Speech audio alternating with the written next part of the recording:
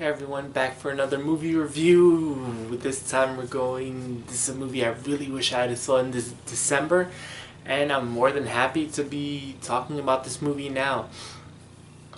It's the biopic about a time when figure skating was the talk of the world. This was the mid-90s, and of course I'm talking about the movie starring Margot Robbie called I, Tonya.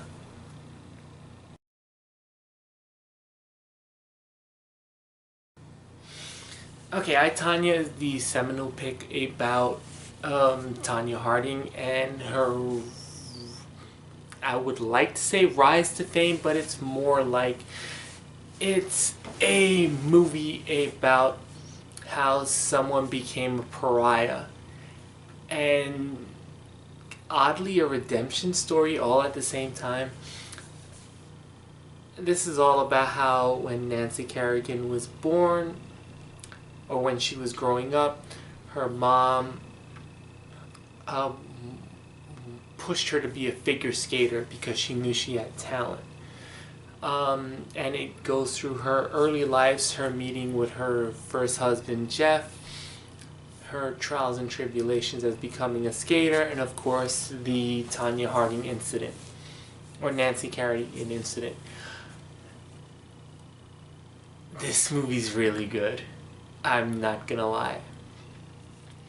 Margot Robbie as Tonya Harding does a really good job in her role portraying each facet of what's going on. And actually, I want to give a shout out to the little girl who plays, I'm not sure her name, the little girl who plays young Tonya Harding is really good.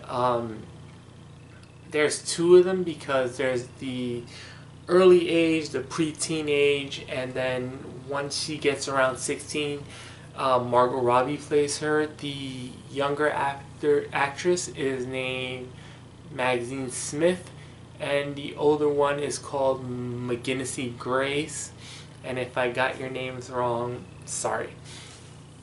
It talks about how she is basically more or less abused all her life. She's abused at an early age by her mom, played by Allison Janney, who, once they start showing the credits and they start going to real life video footage of people involved, I'm not gonna lie, she is the most on the nose looking character to anyone in this movie. Like Allison Janney seriously looks like Tonya Harding's mom. So great casting on that one. There's a. It goes through a lot of the problems with figure skating, and I think a lot of the movie sets up being sympathetic towards Tonya Harding's character. The structure of the movie is basically, this is more or less an interview. This is a movie being told through many characters: Tonya, Jeff, Tanya's mom, Jeff's friend who's named Sean. And it's kind of funny because a lot of his interviews get shot literally like it's a camera. Which means that there'll be like date and time in this corner, and then down here below there'll be other things you'll see in like old tropes of like taping with video cameras. And he is absolutely a buffoon. There's another character who is actually pretty well done. He's a reporter for Hard Copy. Even he said it. Hard Copy was a thing in the mid to late 90s, which was really the origins of TMZ. And he's pretty good. He's another person who helps build the structure. But the star of the show, without a shadow of a doubt, is Margot Robbie, and she plays it well. She you can kind of feel, and I can tell what this movie's trying to do by making you sympathetic to Tonya, but at the same time, I will give it credit because there are dueling arguments. While no one's in the same scene together, as the story is being told, characters are often, most likely, most of the times, it's the Tonya Harding's husband, Jeff, kind of going against what Tonya is saying, and there are moments where they break the fourth wall, and they will, while events are being reenacted, characters will turn to the camera and say, "Oh, I didn't believe this happened."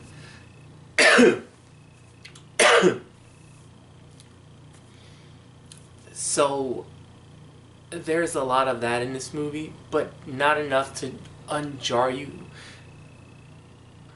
I will say this movie has kind of a danger because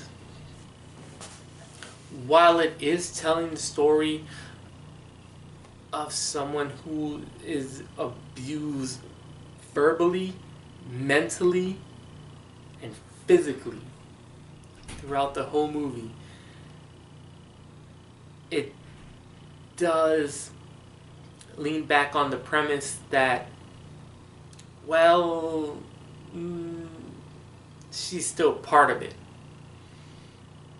And there's an element of realism in this movie that's very good, and I will have to give this movie credit because at least it doesn't completely try to portray Tonya Harding as a sympathetic figure.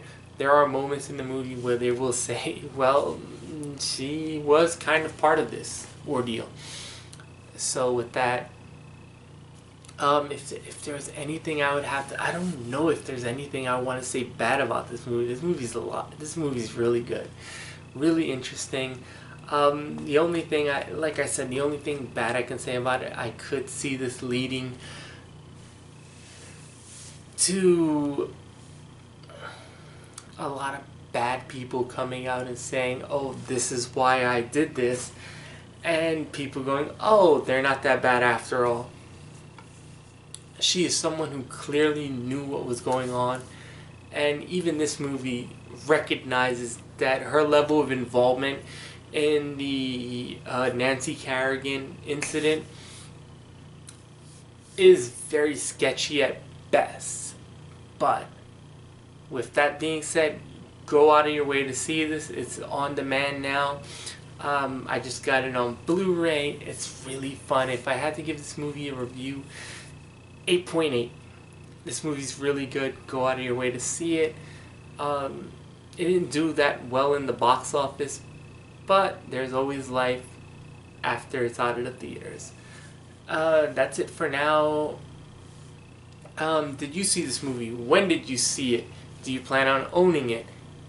Hit me in the comments below. Like, subscribe, and I will be coming at you later with another movie review. Bye.